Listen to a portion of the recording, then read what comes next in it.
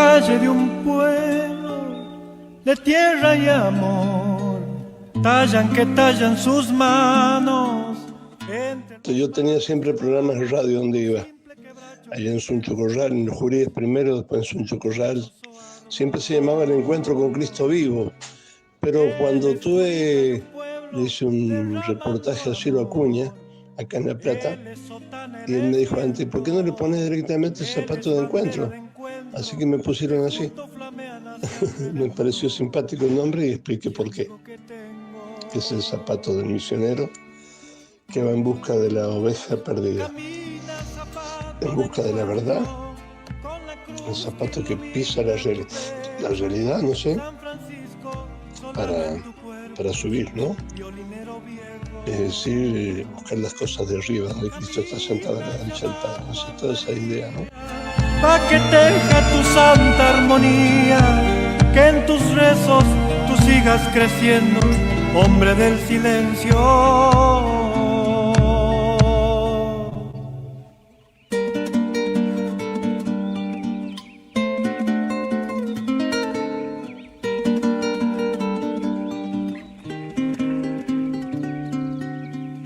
Gloria a Santa María, Madre de Dios, ruega por nosotros, los pecadores, ahora y en la hora de nuestra muerte. Amén. Entre las calles de un pueblo de tierra y amor, tallan que tallan sus manos. Entre los mates cebados, un simple quebracho que espera ser Dios. ¡Qué dichoso árbol!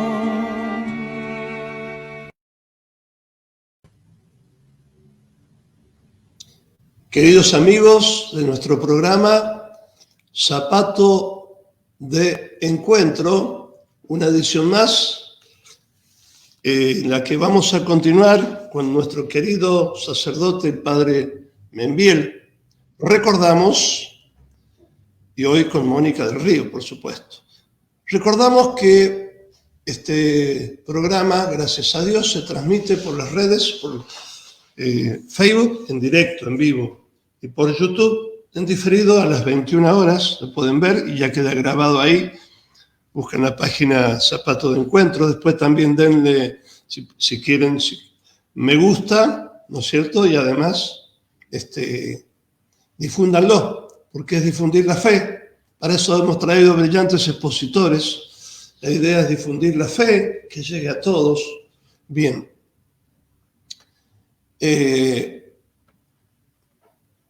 También este programa se transmite por Radio Creación, FM 97.7 de La Plata en vivo. También Radio Morenita del Valle de Concepción del Tucumán, el Padre Apud, 104.5 MHz.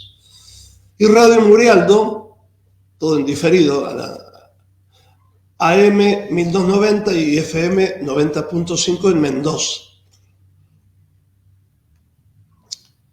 En esta sucesión de profetas y sabios que tuvo nuestro país, como dijo lúcidamente Brady Obeid en su conferencia sobre el padre Membiel la vez pasada, ya desde que la Argentina fue fundada en la primera misa en el Golfo de San Julián de Cia, el 1 de abril de 1520, ahí fue fundada la Argentina, ¿no? Nunca le faltó un sacerdote. El sacerdote es una de las columnas de un pueblo, y decía Brady Obeid, y tal vez la principal. Y sobre todo sacerdotes fieles a Cristo, como lo fue el padre Julio Membiel, que mantuvo este hilo de oro, ¿no? Este hilo de plata. Hemos visto ya en nuestro programa excelentes, brillantes exposiciones, desde el punto de vista teológico, histórico, etc. Todavía nos queda la exposición también del padre Hidalgo, Jorge Hidalgo, recién estuve hablando con él, que falta el aspecto antropológico en Membiel, ¿no? Así que para el 27 ya lo hemos fijado que lo vamos a poner ahí al padre Hidalgo también de este mes, para que vayan preparándose también. Excelente expositor.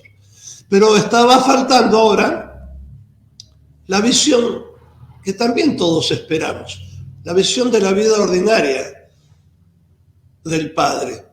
En este programa, la licenciada Mónica del Río nos mostrará la vida ordinaria del sacerdote Padre Membiel, el Padre Julio, como le llamaban.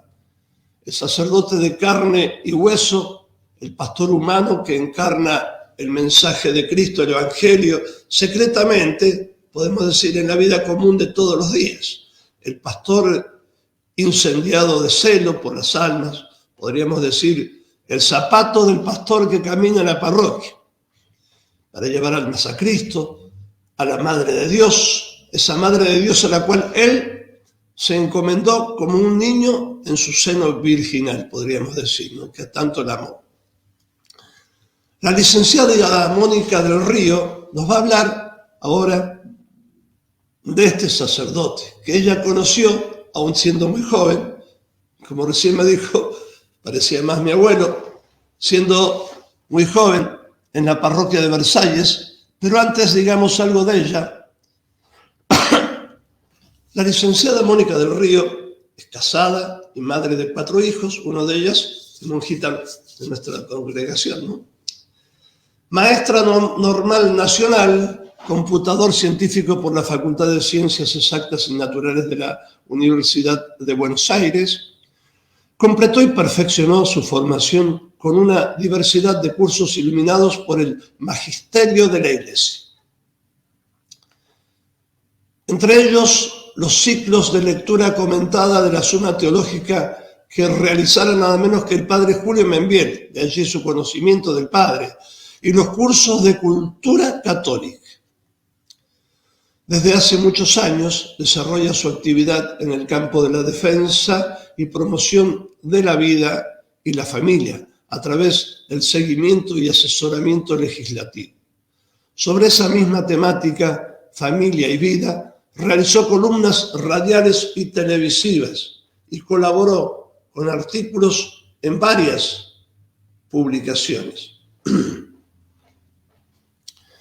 Fue también copresidente del primer Congreso Internacional por la Vida y la Familia, que con el auspicio de Human Life se realizó en Argentina en el año 2005. Participó en congresos, jornadas, paneles y foros, dictó cientos de conferencias en la mayoría de las provincias argentinas y en otros países como México, Perú y Chile. Miembro fundador del Centro de Formación Madero de la Cruz, que durante más de 35 años organizó ciclos de conferencias en Buenos Aires. Fue co-conductora y productora general del programa radial Cultura de la Vida, que durante 9 años se emitió en la ciudad de Buenos Aires y se retransmitió en gran cantidad de provincias y otros países de Hispanoamérica.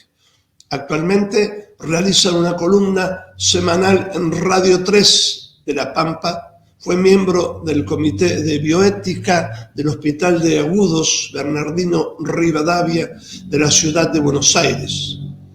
Es actualmente presidente del Movimiento Cívico de Mujeres Asociación Civil, editora del boletín electrónico Notivida, que nosotros también recibimos en nuestra página, les recomiendo siempre leer.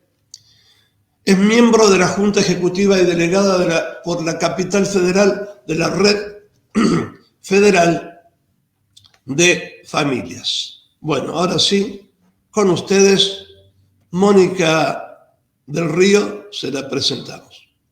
Hola padre, ¿cómo está? Le agradezco enormemente que me haya hecho esta invitación. A usted. Otros temas normalmente trato que son temas de actualidad, pero me honra que me haya invitado a hablar del querido padre Julio, ¿no? Y para nosotros también es un honor porque usted lo conoció de chiquita, como me dijo, ¿no? Muy chiquita, sí. Sí, de todas maneras dejó huella el padre Julio en todos los que lo conocimos. Bueno, le voy a hacer un poco de historia antigua, incluso previa a mi conocimiento. Sí. Perdón. Lo ponemos acá a nuestro invitado que también va a estar con nosotros acompañándonos, ¿no? Sí. Marcelito Greco. Qué placer. Hola, Marcelo. Hola, ¿cómo andas? Marcelo. de esos niños que correteaban por Versalles. Así que Sí. tienes tu corazoncito en el tema también. Sí, claro.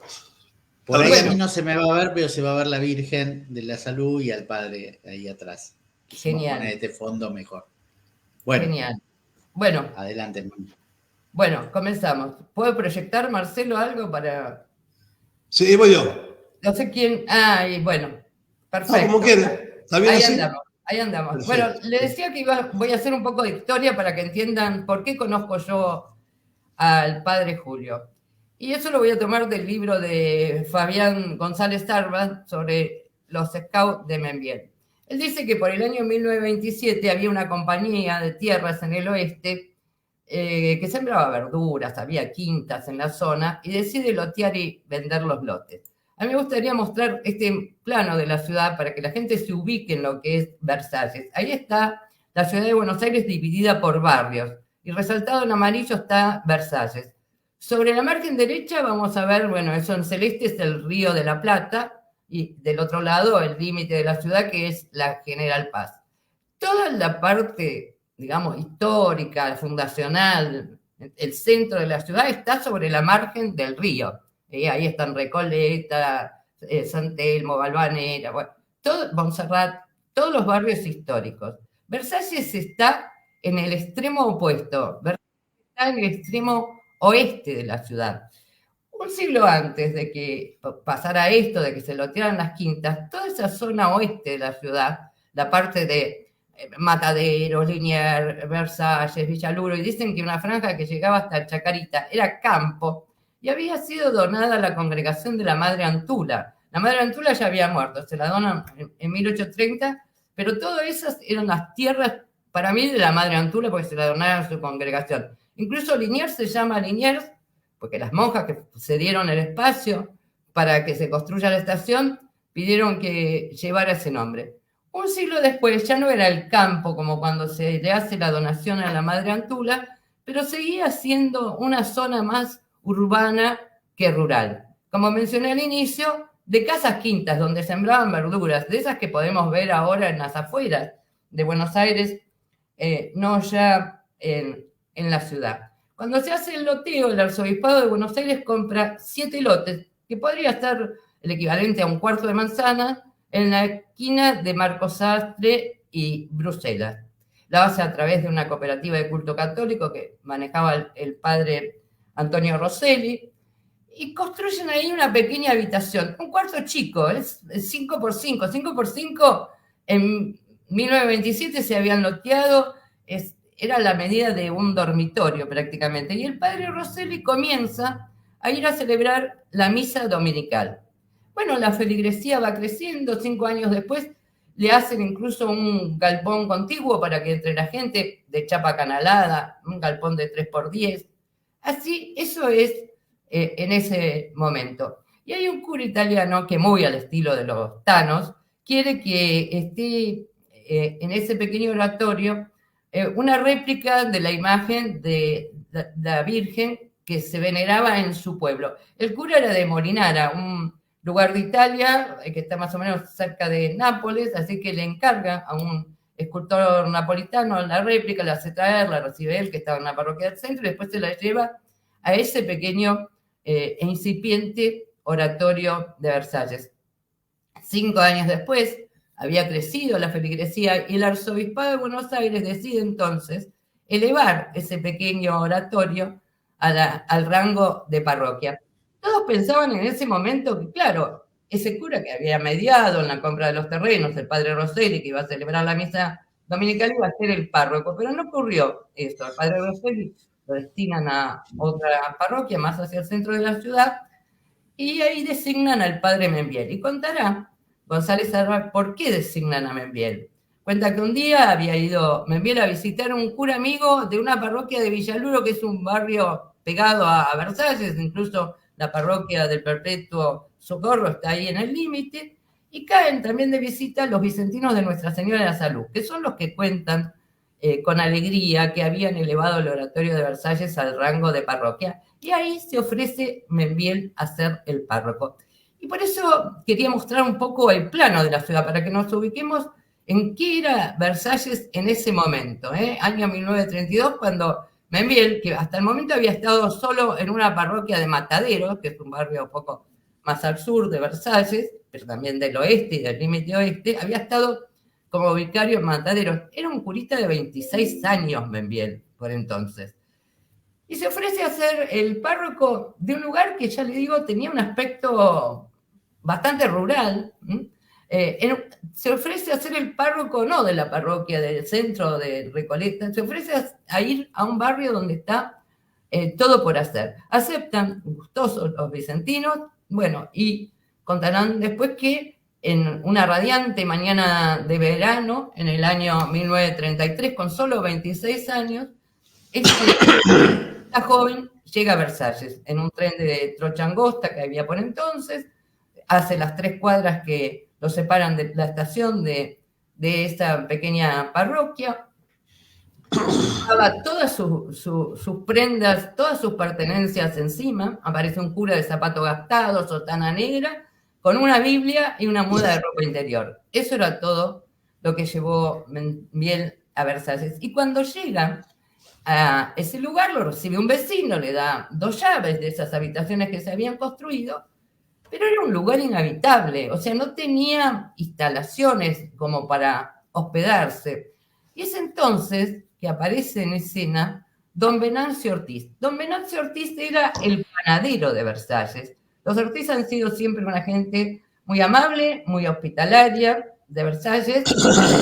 Acogen a Membiel en ese momento, don Venancio Ortiz lo lleva a su casa, en un pequeño chalecito que tenía en la calle Porcel de Peralta, se lo lleva a Membiel a su casa y los Ortiz van a cuidar de Membiel durante 40 años, o sea, desde ese momento en que llega a Versalles, que lo va a cuidar don Venancio, el abuelo, después lo cuidarán los hijos de don Venancio, don Horacio Ortiz y su señora, y después la nieta, incluso Silvia. Silvia fue una gran amiga mía, falleció ya hace 25 años, fuimos compañeras de la escuela secundaria, y yo tuve un gran contacto a través de ella con la familia Ortiz, que ella es la que acoge a Membiel, insisto, desde que llega a Versalles, toda la vida, porque se va a ocupar cuando Membiel tiene el accidente y es internado de ir a comprar todo lo que necesita, y después de ser enterrado en la bóveda de los Ortiz cuando fallece. O sea, lo van a cuidar a lo largo de toda la vida.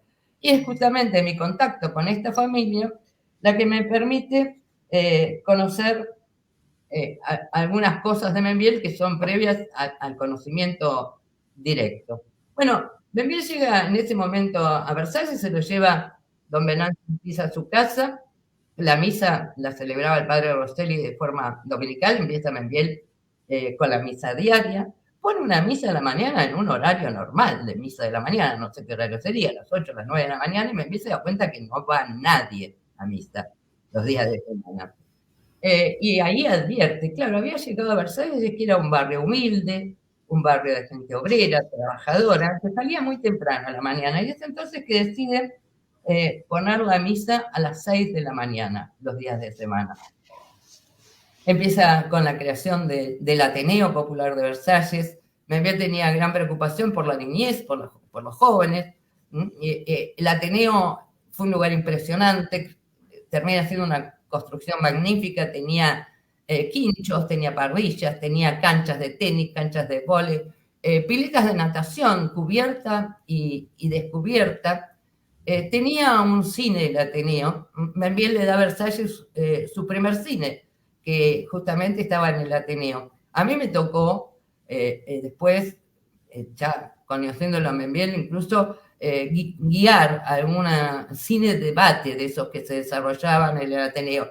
Mi amiga, esa gran amiga de la familia Ortiz, era secretaria del Ateneo y hacía la revista y organizaba los cines de debate, y alguna vez me tocó en tiempos de Membiel la conducción del cine de debate. El domingo había que ir a misa. Antes uno iba a misa los domingos, antes, hace mucho, cuando yo era joven, cuando tomé la primera comunión. Bueno, y las catequistas solían sellar, digamos, algún comprobante de asistencia a misa. Y entonces en el Ateneo Popular de Versalles, la asistencia a misa daba derecho al chocolate del domingo de la tarde y al cine posterior. El Ateneo era un lugar para todos, ¿no? Era para católicos, no católicos, ricos, pobres, eruditos, gente ruda.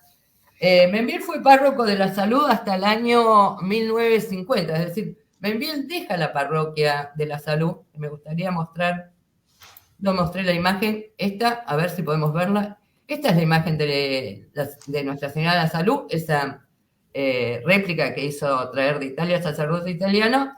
Y lo otro es el interior de la parroquia de la Salud, el interior actual.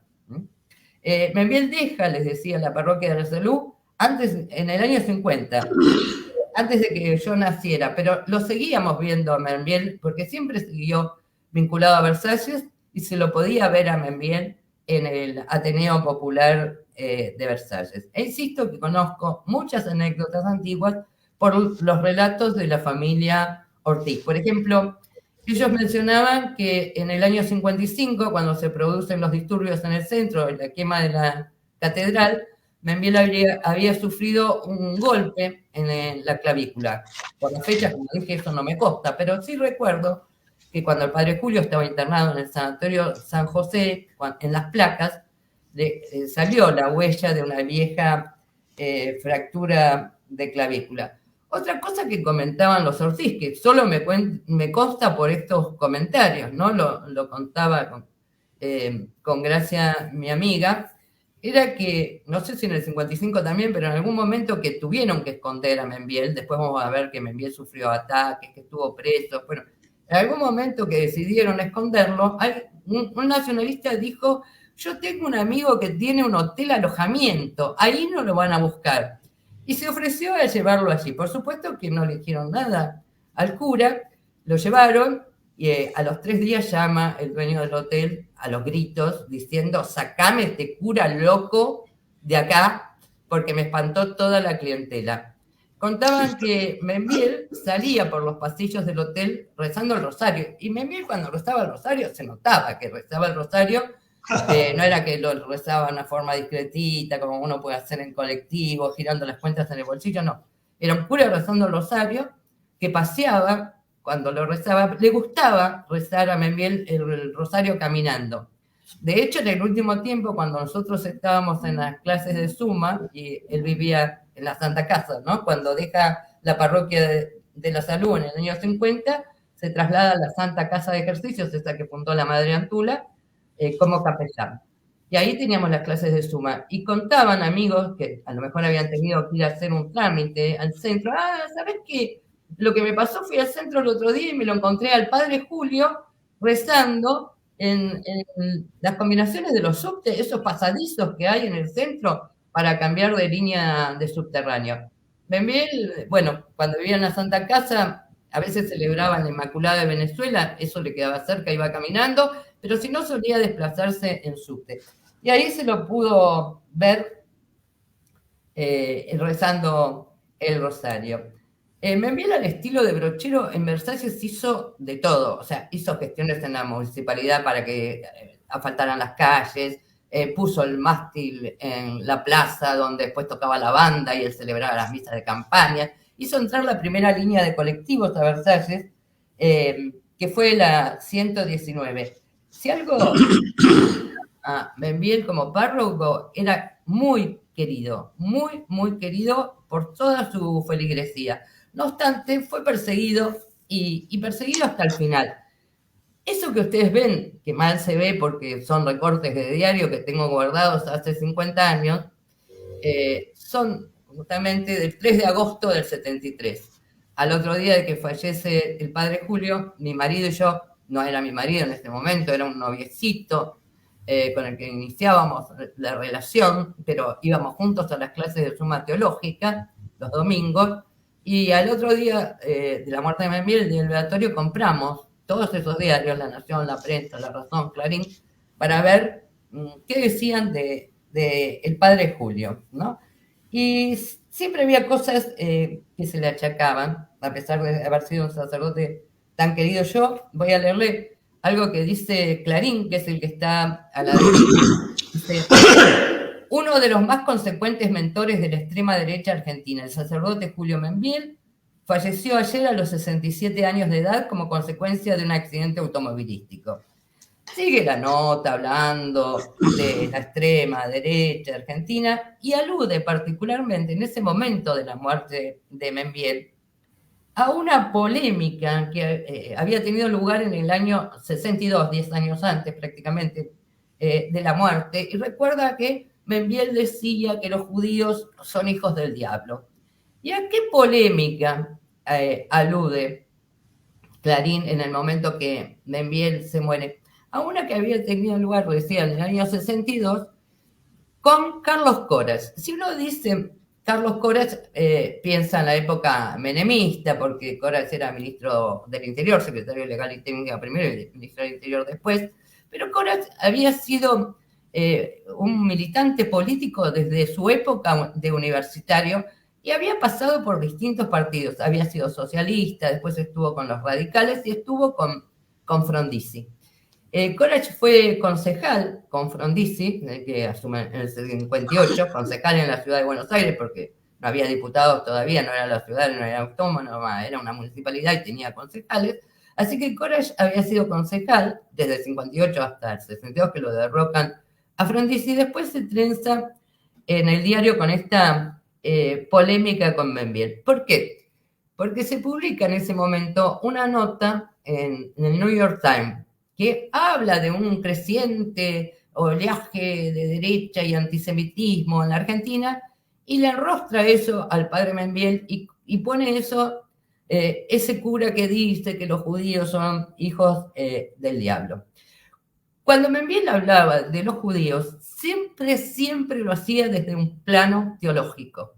O sea, a Membiel le decían eso y Membiel dice el Evangelio de San Juan 8:44, perdón, Cristo le dice a los fariseos, los judíos son hijos del diablo y que es padre de la mentira, homicida desde el principio. Membiel nunca hablaba de la persona, siempre lo hacía desde un plano teológico. Pero bueno, cuando pasa esto en el New York Times, Membiel entonces escribe acá, a un diario acá, al diario El Mundo, y dice que había sido calumniado, difamado, explica esto del Evangelio, y salta inmediatamente Carlos Coras, que le propone una polémica pública. Usted que tiene esa tesis, ¿no? Como si fuera un invento de Membiel, de que los judíos, y yo como el hombre de la convivencia democrática, plural, y además argentino de religión judía, podríamos polemizar. Coras era un niño mimado de la comunidad judía argentina.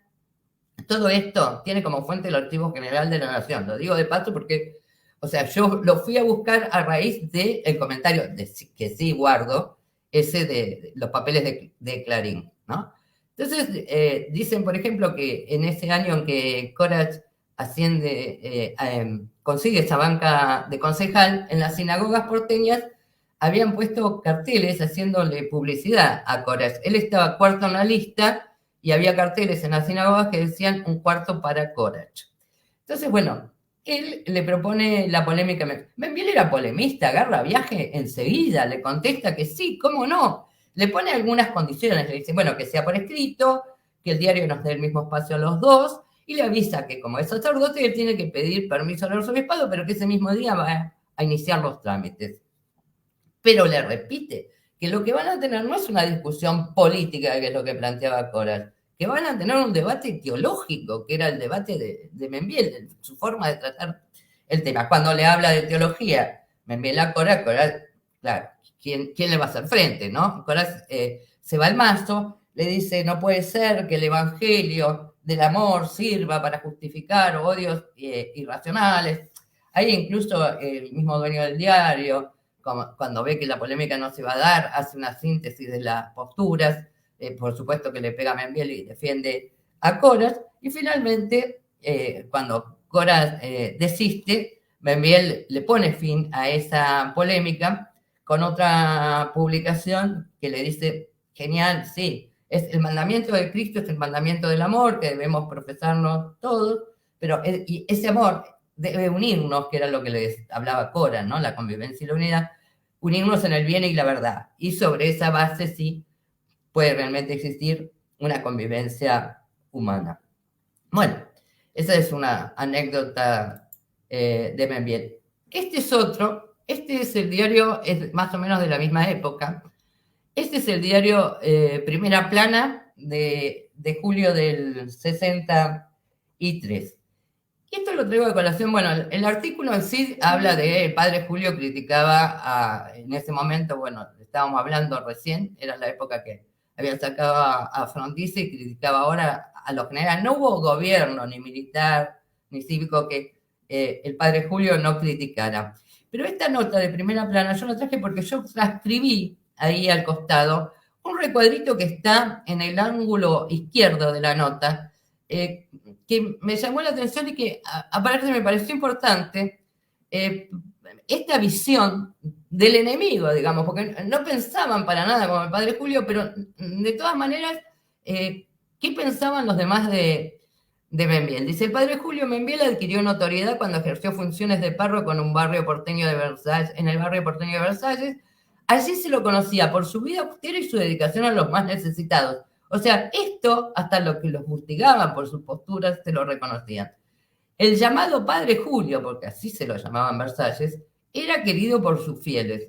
Esto lo reconocían todos. Pero no por eso, decía, dejaba de tener actitudes desconcertantes. Y ahí habla del episodio de la carpa protestante, del que se habló no hace tanto tiempo.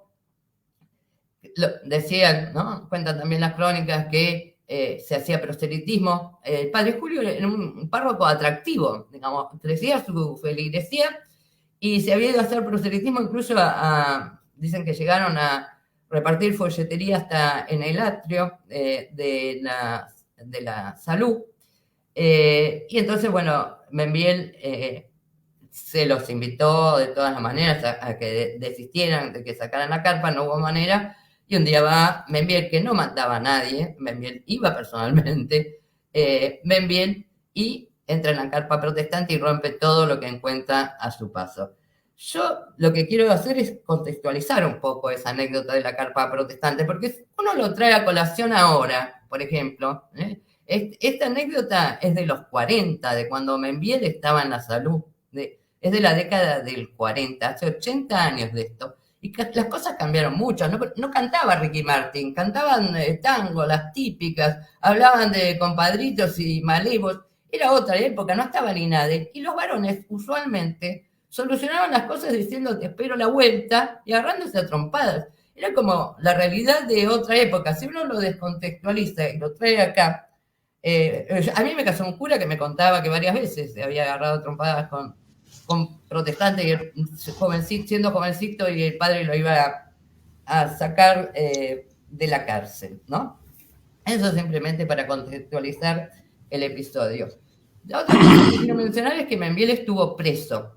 Yo estaba en la casa de los Ortiz, de mi amiga Silvia, en el año 71, suena el teléfono y ahí avisan que el padre Membiel había sido detenido. Esos que están en pantalla son los decretos del 71 de la NUCE cuando ordena detener a Membiel. ¿No? Todavía no íbamos a las clases de suma teológica en el 71, pero lo conocíamos porque habíamos leído algún libro de Membiel, orientados por una santa profesora de literatura que tuvimos, que decía que teníamos que leer y conocer a Membiel y a Castellani, y porque era el cura del barrio, el cura de Versalles. ¿Por qué en el 71 termina preso Membiel? ¿Qué había pasado? El 8 de octubre del 71 se había producido un alzamiento militar de Azul y Olavarría. Eran militares que habían estado que estaban con Onganía, se sublevaban contra un manejo militar liberal de la NUCE. Los de Onganía decían que había ruptura de la moral, pérdida del ser nacional, y mientras que la NUCE decía que los que se habían levantado eran reaccionarios, fascistas, oscurantistas, retrógrados, y que había sido un golpe de Estado ultraderechista.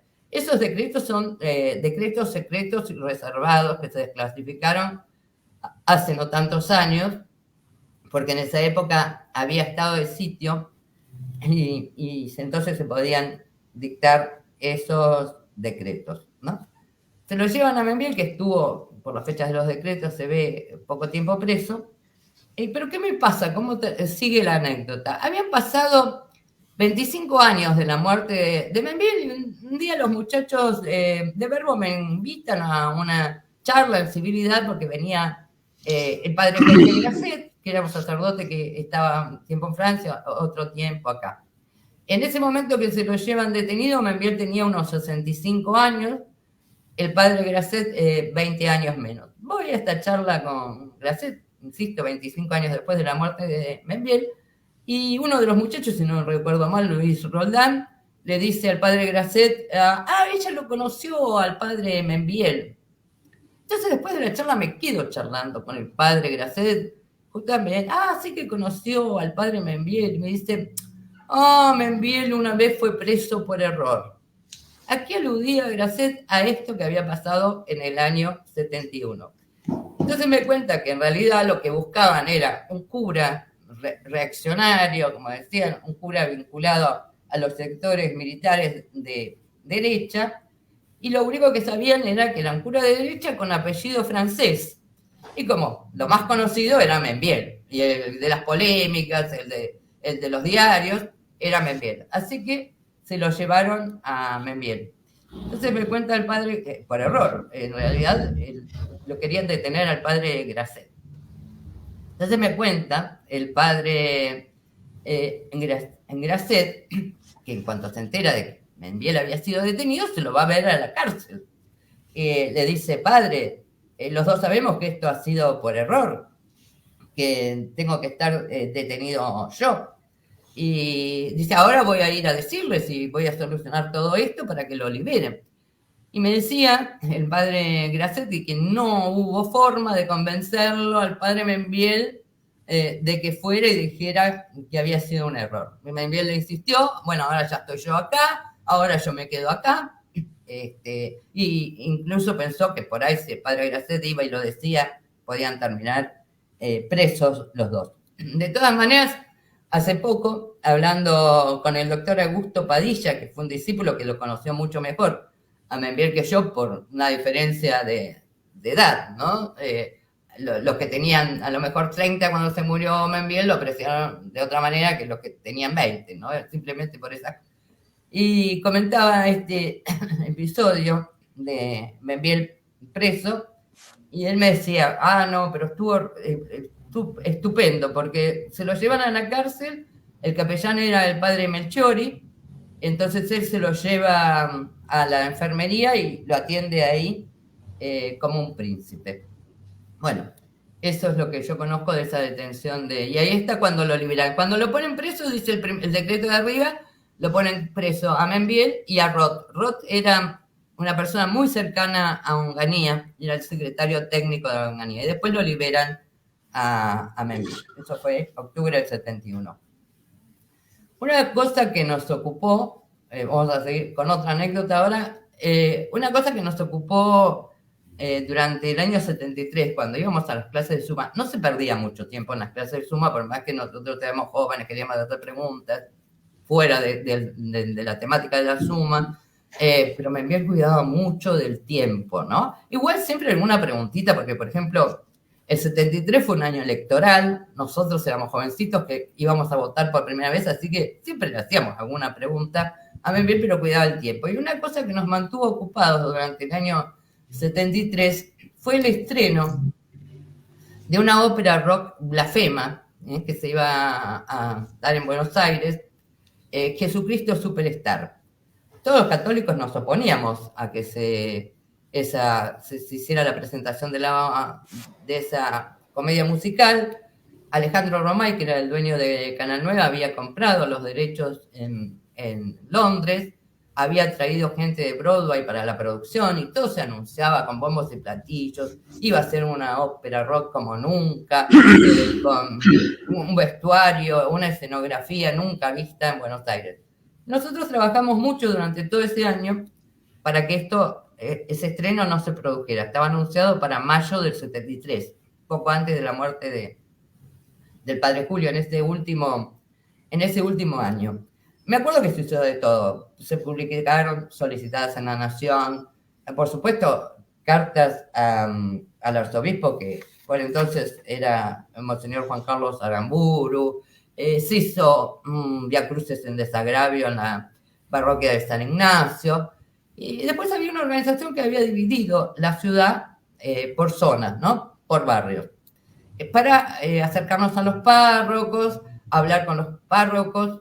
Yo era muy joven, era mujer, o sea que en esa organización estaba en el último escalafón, el peón chiquito. No sé cómo fue arriba la organización, pero ahí nos pasábamos, incluso cuando íbamos a las clases de suma, los que íbamos desde la otra punta de la ciudad, porque seguíamos siendo de la zona del oeste, cruzábamos la ciudad, íbamos juntos, muchos, y, bueno, el viaje, las charlas en el entretanto o después de las clases, y tratábamos de coordinar acciones para que no se estrene Jesucristo Superstar. La cosa que, bueno, todo fue infructuoso.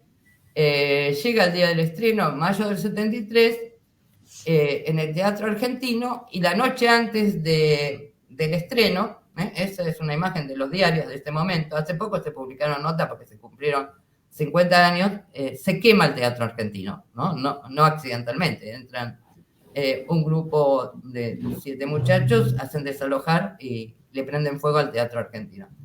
Nosotros habíamos venido meses hablando, no sabíamos de esto, no sabíamos nada, solamente habíamos llevado volantes a los párrocos de toda la zona oeste, Matadero, Liniers, Versailles, toda la zona oeste de la ciudad. Pero bueno, se rumoreaba a ver si el padre Membiel podía tener conocimiento de algo. Y me acuerdo que estábamos, el estreno era un jueves, se incendia el teatro el miércoles a la noche, y nosotros domingo siguiente a las 8 de la mañana, como eran tempranito las clases de suma, vamos a las clases y nos mirábamos todos entre nosotros, lo mirábamos al padre, el padre mudo, no hacía ningún comentario, hasta que, bueno, finalmente le preguntamos, padre, ¿qué piensa de lo que pasó esta semana en el Teatro Argentino? Membiel lo único que dijo es, debía estar calentito. Y sonreía, y le brillaban los ojitos. Membiel tenía cosas de niño, tenía unos ojitos que no eran bonitos porque eran chiquitos, pero eran claros, pero sí que tenían un brillo muy especial, una mezcla de chico, ingenuo y travieso. Y ahora les voy a mostrar la Santa Casa donde íbamos a las clases de suma. Ese es el frente sobre la Avenida Independencia. Cuando nosotros íbamos a las clases de Independencia era angosta, era una calle normal, no era esa avenida ancha que está ahora. Se reforma recién 5 años después de la muerte del padre Julio. Digamos, del lado izquierdo está la 9 de julio, donde a lo lejos se ve una estación de servicio. De la derecha se ve un semáforo peatonal porque ahí termina la calle, esa es Salta. Esa puertita chiquita, no, tiene un tamaño normal, pero chiquita en relación a las grandes puertas de la Santa Casa, esa era la puertita por donde ingresábamos a las clases de suma teológica. Esa esquina de Independencia y Salta, esa era la casa del capellán donde vivía Membiel. Ahí donde está la ventana colonial, bueno, estaba el cuarto donde daba sus clases, que le servía de aula, de despacho, de escritorio, de todo. Normalmente en clase, esa ventana que en la foto se ve abierta estaba siempre cerrada.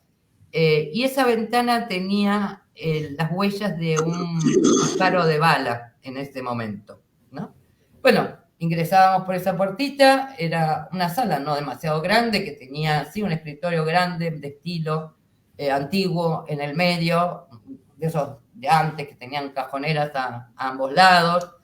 En la pared del fondo había una biblioteca. Del otro lado, un sofá de cuero de 4 o 5 cuerpos donde nos sentábamos los que íbamos a las clases, y los que no cabían, Membiel le ponía, delante de esa ventana que permanecía cerrada, les dije, una hilera de sillas para que se sienta el resto. De todas maneras, nunca fuimos tantos, ¿no?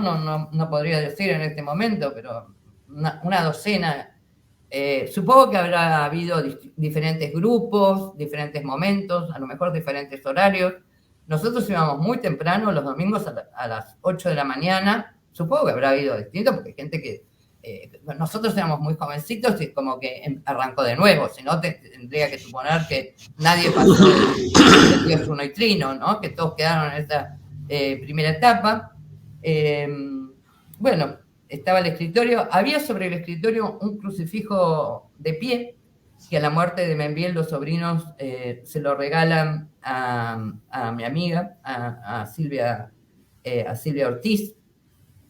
Igual Membiel no nos hablaba desde el escritorio, ponía una mesita de estas chiquitas, como se pone a lo mejor en un oratorio para dar una meditación delante del escritorio y su silla. Sobre esa mesita apoyaba la Suma Teológica y adelante las famosas pilitas de moneditas, ¿no? Unas pilitas de moneditas que nunca fueron mucho dinero, porque pilitas de moneditas de 6-7 centímetros, las que yo vi, que le daba a los mendigos, que eran de distinta altura, incluso no sé cómo sabía, porque tocaban el timbre y llevaba la pilita, y no es que volvía diciendo me equivoqué, no sé si los tenía por horario, pero llevaba la pelita según el mendigo. Él solía repetir cuando se incorporaba para llevarle esa pilita de moneditas a los mendigos, la caridad supera la caída. Esa era la expresión que tenía, ¿no? Bueno, frente a esa sala, a ese lugar donde nos daba la clase el padre Julio, había, Independencia les dije que era más angosta, y había un café al que nosotros cruzábamos después de las clases para quedarnos, bueno, como hacen los jóvenes, y más como nosotros, tratando de arreglar el mundo. Les contaba que cruzábamos la ciudad para ir a las clases. Mi marido, el papá le había regalado un Fiat 600 al cumplir los 18 años, así que en ese Fiat 600 me pasaba a buscar a mí y recogíamos después a las amigas de la zona, alguna de Liniers y a otra de, bueno, Silvia Ortiz, en Versalles, ¿no? Intentamos, después de la muerte de Membiel, seguir reuniéndonos hasta no hace mucho. Tenía por algún lugar que ya no encontré un cuaderno donde habíamos registrado los nombres de los que íbamos a las clases de Suma en el momento que Membiel muere, porque teníamos la idea de seguir reuniéndonos, pero creo que lo hicimos un par de veces y desistimos porque, claro, sin el maestro se hacía difícil. El padre Julio se anticipó a la encíclica y nos enseñó que para contemplar la verdad nos hace falta dos alas, la fe y la razón, y decía que nadie como Santo Tomás había remontado tanto vuelo. Él comenzaba las clases leyendo la Suma, nos hacía saltear el sed contra, porque éramos jóvenes, porque éramos ignorantes y porque el error nos podía seducir, así que pasábamos de las dificultades a las soluciones. Incluso en ese momento muchos de nosotros compramos la Suma Teológica, todos juntos la encargamos para tenerla, y nos recomendaba que cuando la leyéramos lo hiciéramos así, directamente de las dificultades a las soluciones. Éramos jóvenes, no pretendía formar filósofos ni metafísicos, digamos. Buscaba armar cabezas, que pensáramos, que tuviéramos espíritu crítico.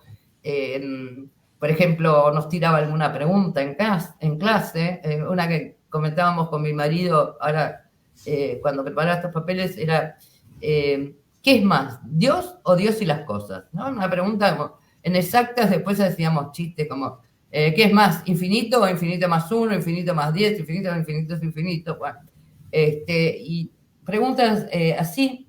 Pretendía que conociéramos cosas sencillas, que tuviéramos causa de ocasión, lo contingente de lo necesario, sustancia de accidente, potencia de acto. Las 4 causas. Un día me pregunta el padre Julio en una clase de Suma Teológica: a ver, niñita. Membiel nos llamaba niñitas, no solamente porque éramos jóvenes, sino porque era su trato. Nunca iba a decir señorita o por el nombre, siempre nos llamaba niñita. En el momento que Membiel fallece, en las últimas clases de Suma éramos 4 las mujeres. Estas 2 amigas a las que pasábamos a buscar, y había 2 parejas de novios en la clase de Suma Teológica. Uno éramos nosotros, hoy mi esposo y yo, y Y había otra pareja que eran los Micalonis, ¿no? Eran dos parejitas de novios. Así que las mujeres éramos 4. Una era, bueno, ella, Micalonis, y ahora Micalonis, que era Cristina y apellido soltera en ese momento, porque era un novio, y nosotras. Y nos llamaba todas niñitas. Y un día me dice Membiel, a ver, niñita, ¿cuáles son los 4 tipos de causa? Y yo, pero contesté como, qué sé yo, como una jovencita contesta, qué mal, ¿no? Tipo domingo 8 de la mañana. No, nada.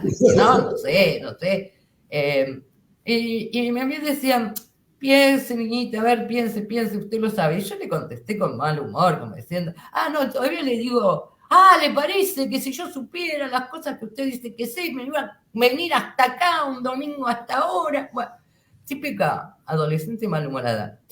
Y él con mucha ternura me dice, a ver, niñita, y me da este ejemplo que me quedó grabado, el carpintero va a hacer una mesa. ¿Qué es lo primero que busca el carpintero? La madera. Muy bien. Y ahí empieza a agarrar serrucho y qué forma le da, y ahí saca todas las causas, ¿no? Formal, final, material, eficiente. Y cuando concluye, me envié haciendo todo el puentito largo, de a poquito, el serrucho, la madera, me mira con una sonrisa y me dice, ¿vio, niñita? ¿Vio que lo sabía? Solo le hacía falta pensar, ¿no? Tenía esas cosas, era muy afable en el trato, por lo menos con las mujeres era así, muy tierno, nos trataba de ese modo, de niñitas. Los varones igual dicen que a lo sumo les podía llamar zanahorias, ¿no? Bueno, cuando Membiel estaba internado en el último tiempo, esta es una imagen, a ver, le voy a mostrar esta imagen. Esta es una imagen del mes que tiene el accidente. Esto es pocos días antes del accidente. Está en una reja de la Santa Casa. Esto lo muestro porque así era Membiel, digamos, en el momento que fallece, que nos da las últimas clases. Esta es una imagen del padre Julio en este momento. Cuando estaba internado, estuve muchos días en el San José, mucho tiempo, muchas horas. Entre otras cosas porque, bueno, los padres de mi amiga atendían el buffet del Ateneo, trabajaban incluso sábado y domingo, y le habían pedido, como cualquier enfermo, alguien había que cuidarlo, alguien tenía que estar allí, por si sucedía algo, por si se hacía falta algo. Así que mi amiga estaba en el San José y yo iba un poco a acompañarla a ella. Estuvimos muchas horas, muchos días. Recuerdo las visitas, por ejemplo, de los sobrinos del sacerdote salesiano, de que fue después obispo de San Justo. Recuerdo la visita de un sacerdote que fue una tarde de domingo, que fue un cura que después traté muchísimo, quise muchísimo, que falleció ya hace 30 años, que fue el padre John Coldovica Gárate, que finalmente ahí nomás lo empecé a tratar, y después terminó casándome, bautizando a todos mis hijos. Membiel era un santito, digamos, sí, esa es la impresión que a mí me deja. Puede parecer exagerado, puede parecer que es porque, bueno, cada vez que se muere alguien tendemos a canonizarlo, ¿no? A decir, este era un santo, se murió, no. Esa era la sensación que daba Membiel en el trato. Era una persona de caridad desbordante realmente, de mucha humildad, como digo, una clase, no sé si a mí me ponen una jovencita como era yo ahora enfrente, y no llegándole a Membiel a la rueda de zapatos, no sé si le tendría esa paciencia que Membiel nos tenía. Membiel reunía características muy difíciles de encontrar, pero yo he conocido muchísimos curas a lo largo de la vida, y realmente, y curas piadosos, y curas brillantes, y curas formados, pero bueno, por ahí el que servía para escribir no servía para párroco, el que era un intelectual no sabía abrir un paquete de galletitas, cosas así. O sea, esa conjunción, esas facetas tan variadas, tan ricas, tan diversas que tenía Membiel, sinceramente no las vi en otra. Hay un artículo del padre William que se publicó en la revista Micael en el año 75, que justamente me quedó esto que remarcaba. No conozco otro sacerdote que se haya ocupado tanto y tan ordenadamente, es decir, con la subordinación al Evangelio y la doctrina social, de problemas económicos, sociales, políticos. O sea, eso creo que es único en Membiel. Falleció ese 2 de agosto del 73, se lo veló en el Ateneo Popular de Versalles, un velatorio que tengo presente. Primero estuvimos toda la noche. Yo era joven y por primera vez me quedaba toda la noche en un velatorio, así que me quedó grabado. Tenía una cara de paz impresionante después de todo lo que sabíamos que había sufrido estando internado en el San José. Cuando estaba en el San José, ofrecía sus sufrimientos por la iglesia, por la patria y por la conversión de los pecadores. Esto lo mencionaron las enfermeras que lo atendían. Sufre mucho, pero lo ofrece por... Y a mí me recordaba eso, la promesa que él le hacía hacer a los scouts, que era el servicio, ¿no? En la iglesia, en la patria y la atención al prójimo. Y era como el ofrecimiento de él de último momento, por la iglesia, por la patria y por la conversión de los pecadores.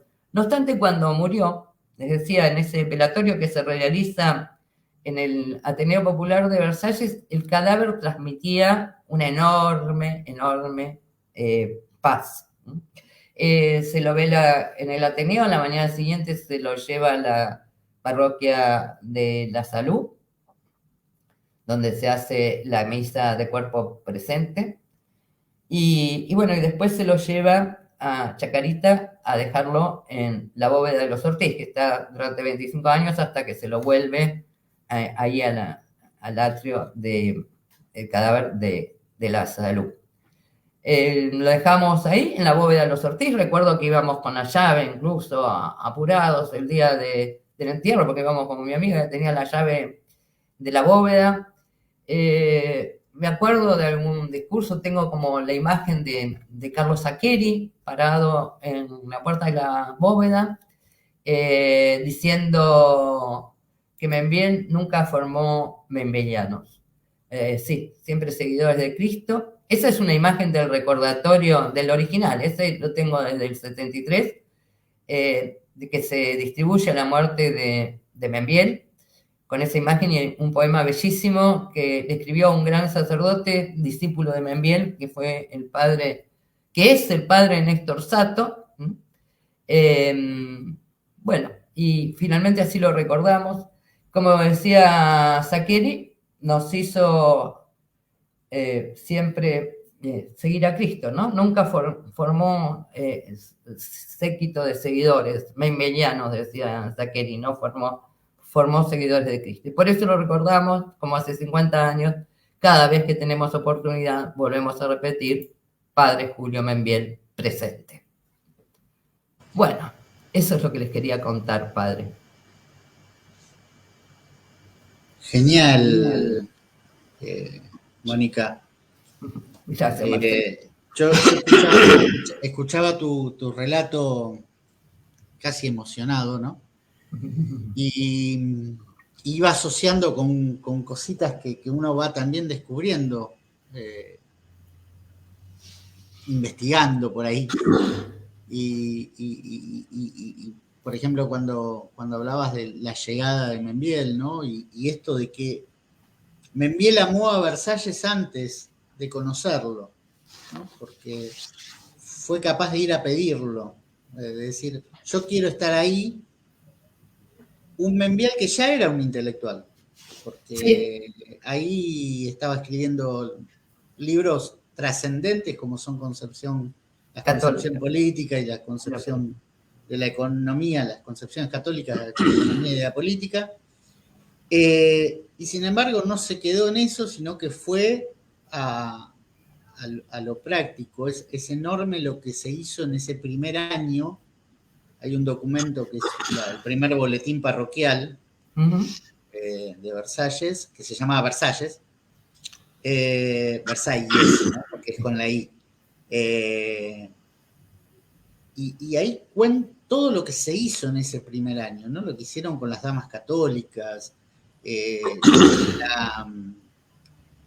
las academias, que después fue como la Universidad Popular, que primero se hizo en el chalet de Porcel de Peralta y después se trasladó a un chalecito que alquilaron, con más de 300 personas enseñándoles oficios, mujeres y varones. Sí, sí.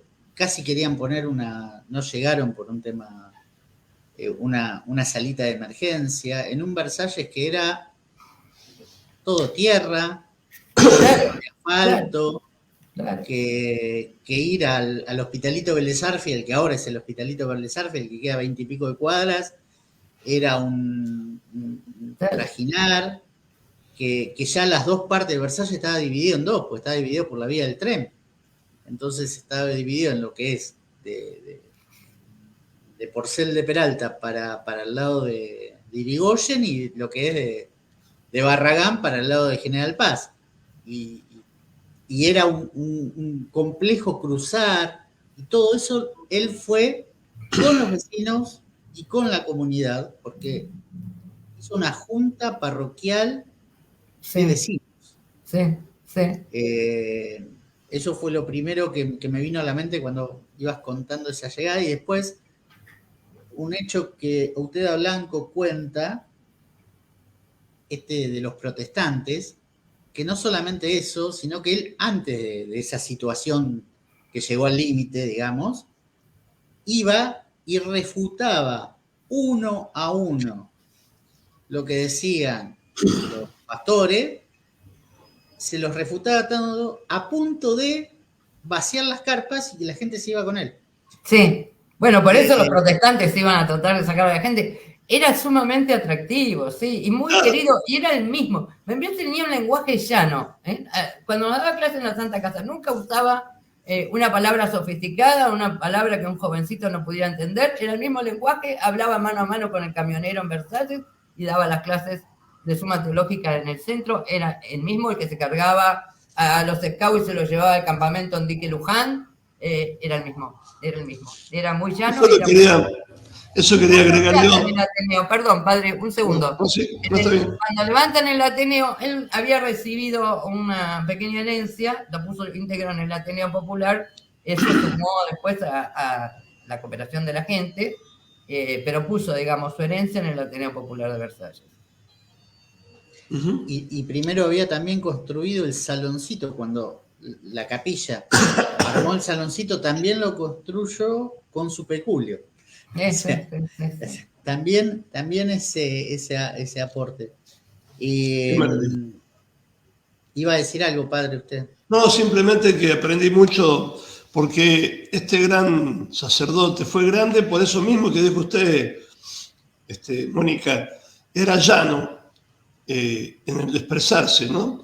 O sea que es un cura completo, ¿no? Por eso tipo cura brochero, porque la verdad tiene que ser encarnada para que la entiendan todos. Y uno aprende mucho del padre Membiel, y yo lo vi reflejado en nuestro formador, el padre Huela, y el padre Lojoya, que también me formó a mí al principio. Ese reflejo del cura práctico también, el cura que encarna el evangelio hasta las cosas, hasta los detalles, ¿no? No ser un tipo que no sabe abrir un paquete de galletas, como dijo usted, porque es un intelectual. Está bueno eso. Me gustó. Y también lo que dijo usted, y agregaste vos también, Marcelo, eran tiempos de guapos cuando le tocó vivir, tiempo de los guapos, ¿no? Claro. En Buenos Aires. Entonces, eso era atractivo también en un cura, porque es un cura valiente, ¿no? Aparte que ya ser valiente, andar con la sotana y rezar el rosario en el subte, eso también es ser valiente, ¿no es cierto? Porque es predicar. Mira, el día del velatorio de Membiel había un judío converso, fruto del apostolado de Membiel. O sea, hablaba con todo el mundo, y tenía sed de almas, y la tuvo hasta el final. Qué bárbaro. Eso es admirable. Eso atrae vocaciones, Mónica, ¿no? Eso lo comento por todo lo que se dice, ¿no? Se comentaba de Membiel. Había un judío converso. Bueno, dice el padre Herrera Gallo que el Ateneo, él pensó que estuvo abierto a todos, ¿no? Pues por eso era popular y de Versalles. Estaba abierto a todos. Decía el padre Herrera que él lo hacía porque sabía que en los jóvenes en el deporte iban a encontrar a Dios en el momento que Dios lo quisiera, pero era una forma de... Y había que sacarlos de la calle, porque la calle es, sin duda, como que se juntan todos los vicios, ¿no? Sí, sí, sí. Junta todos los vicios. Entonces él lo sacaba de la calle. Había un peluquero en el barrio, Kiko, que me contaba que, yo no sé si no había sido él, pero él lo contaba, que alguna vez le dijo a un chico, anda para el club, no padre, no tengo plata, ¿y quién te manda a pagar? Vos andá y decirle que te manda el padre Julio. Y era el carné para entrar al club, digamos. Y esto que decía Mónica de la santidad del Padre, es la santidad ordinaria, la santidad de todos los días, la santidad y extraordinaria también, ¿no? Pero uno lo pudo ver reflejado en la gente de Versalles, en la gente de Versalles, porque la gente de Versalles lo recuerda siempre a Julio, a veces hasta le sacaban el padre y le decían Julio, a Julito, como le decían los scouts, para ellos cuando hablaban con el padre era el padre Julio, ¿no?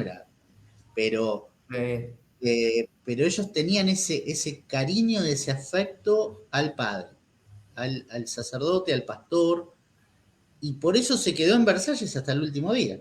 Sí, y sí. después de un tiempito de estar en la bóveda, no mucho, no sé si no fue el primer año, lo trajeron de vuelta y ahí está como un centinela cuidando nuestro barrio, ¿no? Realmente este recuerdo que se le hizo al padre en Zapato de Encuentro y en otros lugares es absolutamente merecido, ¿no? Hace 25 años logramos que lo hiciera el arzobispado y fue casi un logro gracias al cardenal Cuarrachino, que lamentablemente no estuvo, pero fue un logro especial eso, y una de las personas que a mí la quiero nombrar, que a mí me hizo conocer y querer mucho al padre, y que trabajó con mi padre en el Ateneo, en la parte de la biblioteca, cuando hubo que cambiar algunos libros, y el padre lo mandó a papá a comprar a Huemul, fue Silvita Ortiz, ¿no? Que ahora se cumplen 25 años, y que es la última vez que la vi fue justamente en el homenaje y en la misa que celebró Monseñor Membiel, el primero de agosto del 98. Bueno, mi gran amiga de la secundaria, que nos acercó al padre Julio, ¿no? Yo me acuerdo, por ejemplo, el padre Julio le firmó la recomendación a ella y a otra compañía de escuela secundaria para entrar a la UCA, que tenía que firmar un cura, así, cosas cotidianas, ¿no?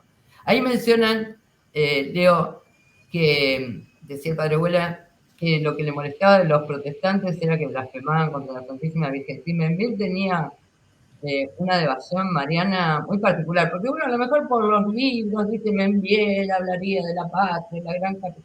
No, era muy filial su devoción mariana. A mí esa sensación de el chico que está frente al peligro, a lo mejor contra una fiera, y dice, no hay problema si estoy de la mano de mi mamá. O a uno le ha pasado la experiencia con los chicos de escuchar ruido, los chicos como que dan la mano a uno y se quedan tranquilos.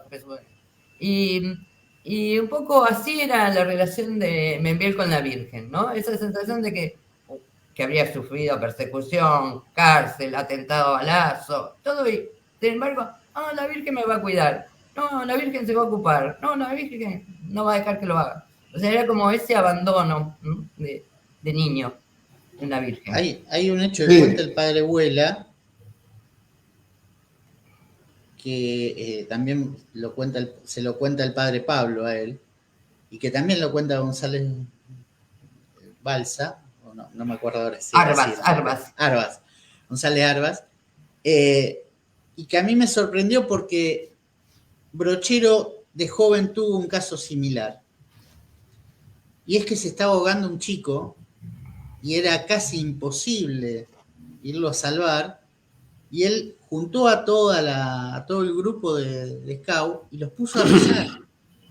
Y el pibe salió.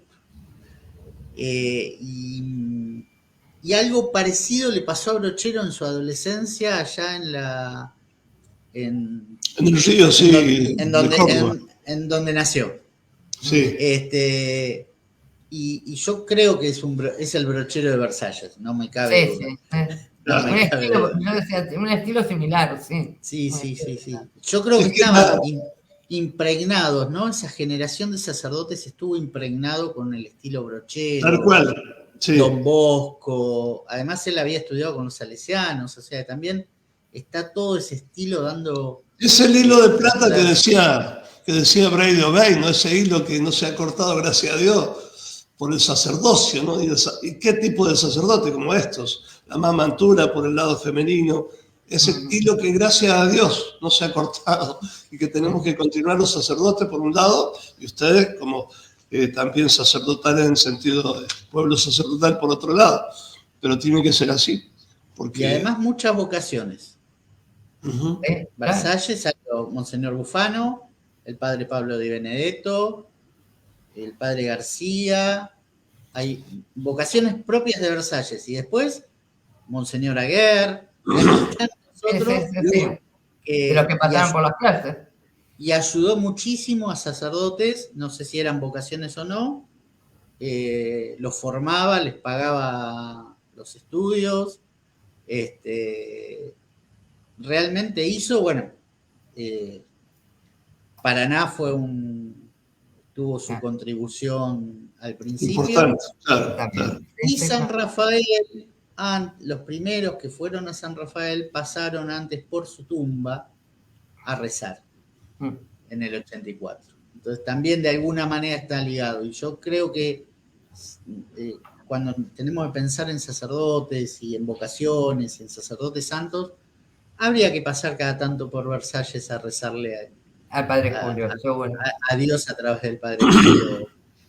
Todo eso que ayudó, mencionabas, Marcelo, un sacerdote que no tenía nada, que tenía él una vida austera, que cuando compartía el bife, no es que pedía 2 bifes, que comía medio todos los días, ¿no? Que cuando daba la pilita era todo, que se conoce la anécdota de ese pobre que no tenía donde dormir y le dio su colchón y él dormía en una tabla de madera. O sea, una caridad realmente desbordante. Una persona que a mí me consta que cuando tienen el accidente le tienen que ir a comprar ropa nueva para estar internado. O sea, nada, lo mínimo tenía, lo mínimo.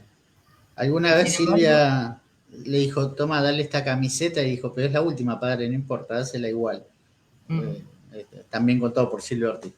O sí, sea sí. que son esos gestos y esa gente que nos tiene. Y a mí me quedó releyendo algunos de sus libros, porque como decías vos, Mónica, a veces nos quedamos en el membiel intelectual y un poco, como le decía el otro día al padre, un poco en la manija.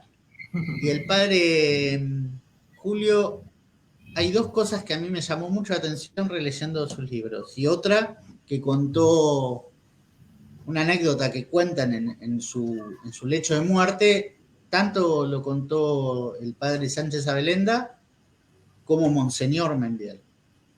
Y es que él recurre a la Virgen como camino, ¿no? Recémosle a la Virgen, dice. En la Virgen está la espera. A Monseñor Membiel le dijo concretamente, según sus palabras, la primera redención vino por Cristo, la segunda viene por la Virgen. Y lo que dice, si no mal no recuerdo, en Concepción Católica de Política, dice, la respuesta hay que darla ahora, hay que darla en el tiempo que Dios nos pone, el tiempo que Dios nos puso en la historia. Y la respuesta es ser santos. Claro. O sea, no quedarnos solamente, todo eso hay que hacerlo, pero siendo santos, ¿no? El primer combate, como dice Antonio Caponeto, es el nuestro, Es el más que difícil. Nosotros. Es el más Claro. difícil, es el más Claro. difícil, ¿no? Y después están los otros, como los combates que dio Mónica y el padre Sanabuja y que realmente Ya lo creo. dieron un gran combate por la vida, que como le digo siempre a Mónica, se lo dije un par de veces o lo escribí, ¿no? Más allá de que haya salido el aborto, el gran triunfo para mí es la cantidad de gente pro vida que hay todavía en la Argentina.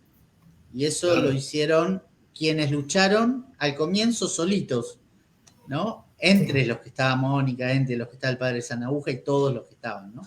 Pero... No se pueden medir los logros de estos combates. No. Yo siempre le digo, bueno, porque la gente a lo mejor se deprime más, pero al final la ley salió. Bueno, el día del juicio vamos a saber, porque una ley que se demora, qué sé yo, 7 años la de salud reproductiva. ¿Cuántos chicos no llegaron a corromper con la ESI? ¿Cuántos chicos se salvaron del aborto? ¿Cuántos de un mes no pusieron?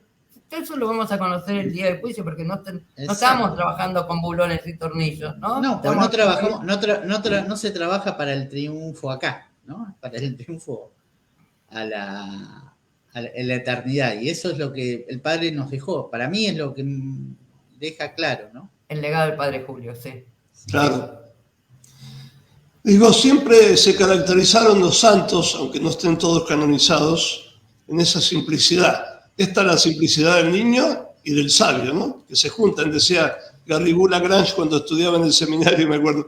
Y es verdad, por ejemplo, hasta Monseñor Tortolo, que lo conocí apenas, en un trato cuando yo quería ingresar al seminario de Paraná, bueno. Y ahí vi también la simplicidad, ¿no? De los santos. Esa cosa, ese perfume que destilan los santos, ¿no? La simplicidad y la sabiduría. La verdad que se aprende mucho con el padre Membiel, no solamente en sus libros, porque uno lee los libros que además son entendibles, aunque a veces son muy profundos y difíciles, como Santo Tomás de Aquino, que también era así. Pero con lo que usted cuenta, Mónica, ahora ayuda mucho a que muchos sacerdotes puedan escuchar este testimonio que está dando, los ejemplos, porque al final lo que mueve son los ejemplos de los santos. Y para mí es un santo padre Membiel que ha hecho mucho bien a la Iglesia de Argentina, así que la verdad que estamos re contentos. Y quería hacer una pregunta.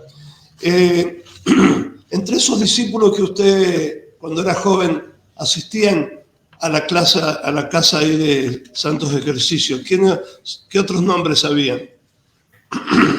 Bueno, me acuerdo de los Micalones, me acuerdo que tienen hijos religiosos, Sí. me acuerdo de...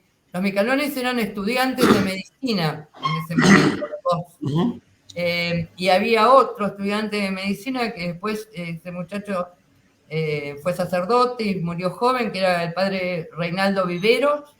Ah, lo conocí porque estuvo en San Rafael de sacerdote o de teniente cura, algo así. Bueno, Reinaldo Viveros iba en ese último tiempo. Alguna vez me acuerdo, pero él fue antes, de Guillermo Romero. Bueno, no me acuerdo, lo tenía escrito y no sé, ya no encontré el cuaderno, ya no encontré más el cuadernito ese, pero lo habíamos escrito en el momento que falleció Membiel. Y también hay toda una camada anterior, ¿no? Hay camadas anteriores, por supuesto, porque te digo, con nosotros empezó de cero, o sea, debe haber habido grupos con los que seguía en otro momento, en otro horario, o lo siguieron consultando mucho en forma personal, individual, más allá de las clases de Zumba, ¿no? Perdón, ¿en qué grupo estaba como discípulo brillante y mártir? Ya sabemos quién, ¿no? Sakeri. No, yo no lo vi nunca, él... creo que era uno de los mayores. De los mayores, claro. Inclusive Monseñor Aguer, creo que era más joven que Sakeri, y contó en algún momento eso, ¿no? Que estaba... Uy, perdón, sin querer la saqué a Mónica del Río. Uy, no. Perdón, Mónica. No se puede, siempre tenía que meter la pata yo. A ver, un segundo. ¿La podemos...? Hoy no. Es que quise sacar la diapositiva y salió ella también. ¿Cómo se hace ahora, Marcelo? Está en... No está. Decirle que se... A ver. Se habrá...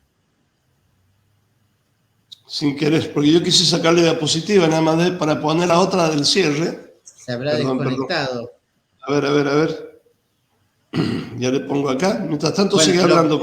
Sí, no, lo que decía era que Monseñor Aguer contaba... esto, ¿no? Que había varias camadas y que inclusive había una de doctrina social y una de filosofía. Ahí está Mónica. Sí, no sé, este aparato me desconectó de un golpe y porrazo. Así que había como camadas, ¿no? De distintos tiempos, porque yo creo que él debe haber empezado cuando se fue a vivir ahí. Sí, muchísimo tiempo 50, antes. 52, está el Incluso doctor yo hablé Padilla. hace muchos años, me acuerdo ya con Monseñor Aguirre sobre las clases. Alguna vez que cuando él hacía programas de radio, programas de televisión, cuando estaba en La Plata, alguna vez que me hizo una nota, nos quedamos charlando de las clases de Suma Teológica, y claro, yo no lo vi, por ejemplo, porque cuando yo fui, él ya estaba en el seminario. No llegué a verlo, digamos. Por eso él no vio las mujeres y la otra vez... Claro, él decía que no había mujeres, y yo le fui a decir el otro día en el acto de Infip que sí, que había mujeres. No sé si nos aceptó al final el padre Julio, pero sí, en el momento que fallece éramos 4. Yo creo que ahí la influencia de los Ortiz debe haber tenido. Seguro. Perdón, Mónica, recién sin querer quise sacar la diapositiva para que tengan más espacio ustedes, pero acá abajo, y sin querer la saqué de la boca. Ah, fue usted, padre. Yo fui yo. Sí, Vio que sí, acá, papá. hay que ser honesto, vamos a decir la verdad. Está muy bien, padre, no importa. Ahora en el cierre vamos a... Eso, perdón. Del padre Sato. Sí, pero no, eso lo quería decir yo. ¿Por qué? Bueno. Porque yo se lo robé, padre. No. Era así, está bien. ¿Por qué? Porque yo le debo a Brady Obeid eso justamente. Él me pidió que pasara la poesía del padre Sato y nunca la pasaba porque me olvidaba. Y ahora mejor porque en vez de decirla yo, la dijo mi amigo Marcelo. Y la dijo mucho mejor que yo, que estoy bastante difónico. Así que en el cierre vamos a cumplir con la promesa de Brady Obeid de escuchar al padre Sato, que ya tiene sus 90 años pasados, ¿no? O algo así. Pero es Está muy lindo. Sí. 93 cumple ahora el 17 de septiembre y el 24 el aniversario sacerdotal. Así que podemos tengámoslo presente en nuestras oraciones. Sí. Gracias por... Bueno, la verdad que todo lo que ha hecho el padre Membiel, formando sacerdotes, ¿no? Que ahora varios han seguido su ejemplo, es el hilo conductor que no se ha perdido, gracias a Dios, en la Argentina. No sé si en otros países hemos tenido sacerdotes tan grandes como acá, seguramente que sí, porque Dios provee por todos lados, pero este padre, realmente, igual que Castellani, han sido para nosotros la guía fundamental, que tenemos que agradecer a Dios. En esta Iglesia Católica, que tenemos que estar unidos, hoy más que nunca en estos tiempos tan difíciles, rezar mucho por el Papa, nuestra cabeza, por los obispos, los cardenales, por la Iglesia en general, que todos somos miembros de ese cuerpo místico, y alabar que haber nacido en la Iglesia Católica, ¿no? Así que para nosotros es una gloria enorme haber nacido en la Iglesia Católica, una iglesia tan rica en tantas cosas y llena de santos y de ejemplos como los que ahora nos mostró Mónica del Río, ¿no es cierto? Bueno, creo que, no sé si habrá que agregar algo más, alguna cosita. ¿No? Marcelo, no sé, vos te pusiste en silencio y no sé por qué ahí está. Para evitar los ruidos. No, yo creo que no, yo creo que lo más importante es esto y recordar esa frase de la Virgen y de la santidad como un camino para realmente hacer cambios, digamos. El único cambio es ser santo porque el bien es difusivo, como decía los Joyas. Uh-huh. Y no, otra cosa que enseña nuestro padre Membiel, que lo hemos visto reflejado en nuestros formadores, ¿no? Es no ser doble, defender la verdad, ser sacerdote en todas partes y además jugarse por la verdad, no contemporizar, esa es la palabra que quería decir, no me salía, no contemporizar con el mundo, ser como un niño en ese aspecto, ¿no? No contemporizar con el mundo, esa es la gran enseñanza. Gracias de todo corazón le damos a Mónica del Río y ahora sí voy a tratar de poner el cierre que hizo mi amigo Marcelo. Damos gracias a Dios, vamos a rezar si les parece, ¿no? En el nombre del Padre y del Hijo y del Espíritu Santo. Amén. Dios te salve María, llena eres de gracia, el Señor es contigo, bendita tú eres entre todas las mujeres, y bendito es el fruto de tu vientre, Jesús. Santa María, Madre de Dios, ruega por nosotros pecadores, ahora y en la hora de nuestra muerte. Amén. Nuestra Señora de Luján, Ruega por nosotros. bueno, creo que me queda ahora simplemente poner lo que me faltaba, que es el video de Mónica del Río, a ver si lo encuentro, porque está muy lindo, la verdad. Acá está, perdón. Bueno, nos vemos el próximo programa, Dios mediante. Vamos a tenerlo a Claudio Rossi, que nos va a hablar de la década de los 80 y el liberalismo. Es un tema bastante interesante, ¿no? Bueno, así que hasta la próxima. Gracias, Mónica. No se vaya que... Gracias, Mónica. No, gracias a ustedes por este honor de poder hablar del Padre Julio. Gracias. Un testimonio maravilloso. Los testimonios mueven más que otra cosa. Bueno, nos vemos, si Dios quiere y la Virgen, en el próximo bloque de Zapato, por supuesto, de Encuentro.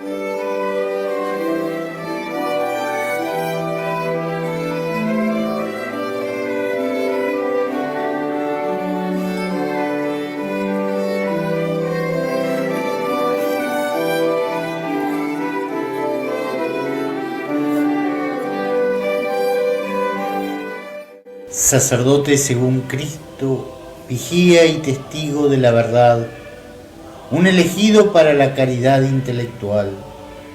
Fue intransigente con el error, no conoció la cobardía del apaciguamiento ni la complicidad de la concesión. El mundo moderno, profeta y precursor de la bestia, vientre burgués preñado de ídolos, no obtuvo de él ni el esbozo de una sonrisa, menos aún la genuflexión. Él solo dobló sus rodillas ante la Trinidad Santísima y ante la Madre del Salvador. Tuvo la impaciencia de los consagrados, tuvo el coraje de la fidelidad, combatió por amor, no faltó a ningún combate, fue jefe en las gestas de Dios, ocultó su corazón de niño bajo la coraza de un guerrero, permaneció un sencillo bajo la toga del maestro.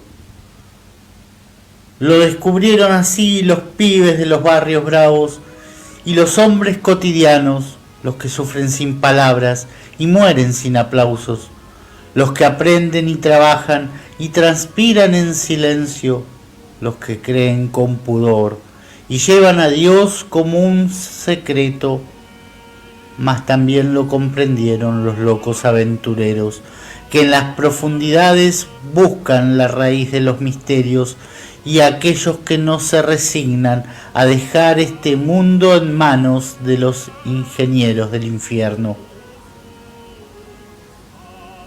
La iglesia fue su vida y la patria su herida, orientó la construcción de la ciudad terrestre para que todo en ello mirara a la ciudad celeste. Eso le costó persecución, la cárcel, el ataque de manos asesinas. La marginación fue castigo a su valor, su destierro y su isla. Hoy ausente en Dios, nos ha dejado su ejemplo y su pensamiento como piedras elegidas, para que sigamos construyendo la catedral de la vida. Descanse él en paz. Homenaje al padre Julio Membiel, escrito por el padre Néstor Sato en ocasión de la inhumación de sus restos en el templo parroquial de Nuestra Señora de la Salud.